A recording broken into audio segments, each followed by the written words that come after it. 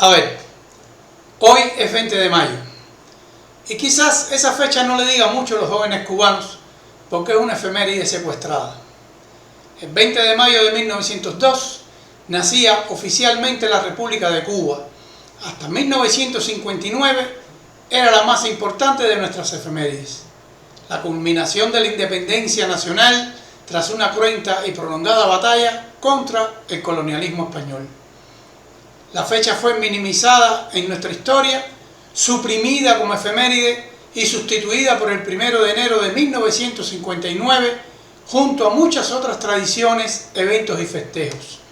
De eso hay tanto que decir que tendría que hacer una publicación aparte sobre ese tema. Pero para resumir, repito las palabras de un viejo amigo de mi infancia que me dijo: nosotros tuvimos la suerte de que la revolución triunfó un 1 de enero, porque de lo contrario estaríamos celebrando el año nuevo el 26 de julio. Continuando hoy con la trilogía de publicaciones que lleva por nombre el título de esa película mexicana Fe, Esperanza y Caridad, que dicho sea de paso, les recomiendo porque a pesar de los años aún se encuentra en las redes. Y después de comentado el tema sobre la fe, hoy comentaré el segundo tema, la esperanza. La esperanza se define como un acto de fe optimista basada en la expectativa de resultados favorables. Cuando triunfó la revolución, el pueblo más humilde puso sus esperanzas en las promesas del gobierno encabezado por Fidel. Fidel prometió en 1962 que en solo 10 años tendríamos un nivel de vida superior al de los Estados Unidos, porque mientras las grandes potencias tendrían que invertir en producir armas, Cuba lo iba a invertir todo en producir riquezas. Nada más lejos de la realidad posterior. Fidel invirtió cuantiosos recursos en financiar todo tipo de guerras antiimperialistas por todo el mundo, llevando al país a la carencia, el atraso tecnológico y la imposibilidad de salir de su desarrollo. Y todo eso a pesar de la multimillonaria ayuda del campo socialista. En un principio se cumplieron algunas de las promesas, mientras duró el despojo de la riqueza a los propietarios y los comerciantes del país. Y luego algunas se sostuvieron gracias a las regalías del campo socialista.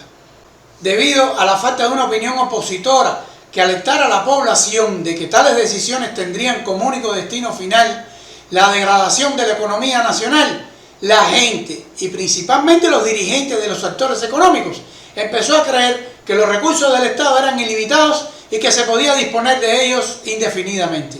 Pero pronto el incremento de la pobreza mutó en carencia y la carencia trajo como consecuencia los racionamientos impuestos bajo las promesas de que solo serían medidas temporales.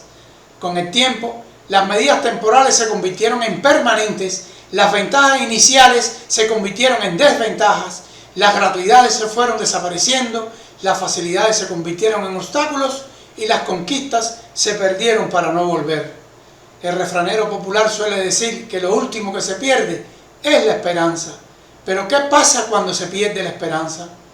Lo primero es que desaparece la fe y se empieza a vivir con la vista puesta en el momento y el ahora sin osar siquiera pensar en el futuro más próximo.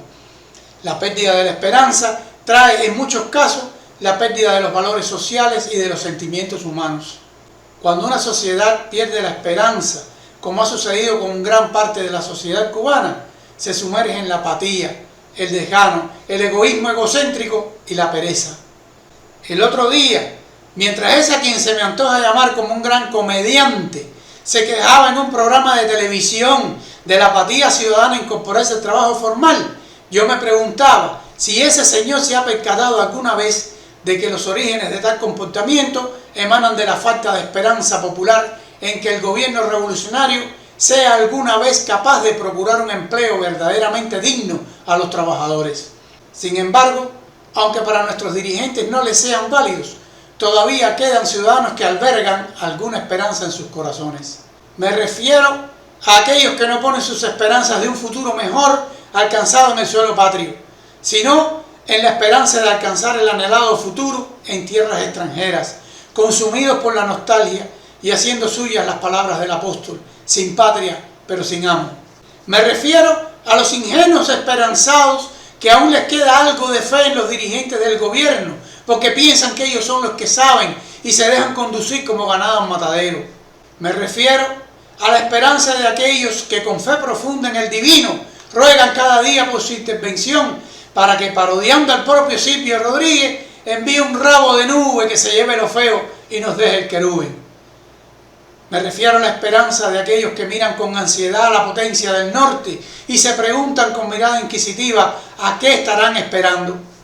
Me refiero también a la esperanza de aquellos que esperan a que otros logren al costo de enormes sacrificios lo que ellos no se sienten capaces de lograr. En un programa con filo recientemente difundido, escuché decir a ese otro gran comediante que la oposición de este país se sostiene de la esperanza de que la fruta se madure. Y yo pienso, por supuesto que sí. Tratar de comerse la fruta verde es plena seguridad de que terminaría en un empacho. Pero lo que la torpeza mental de ese individuo, provocada por el fanatismo irracional, no le deja percatarse, es de que la fruta hace rato que se está vistiendo de carmín.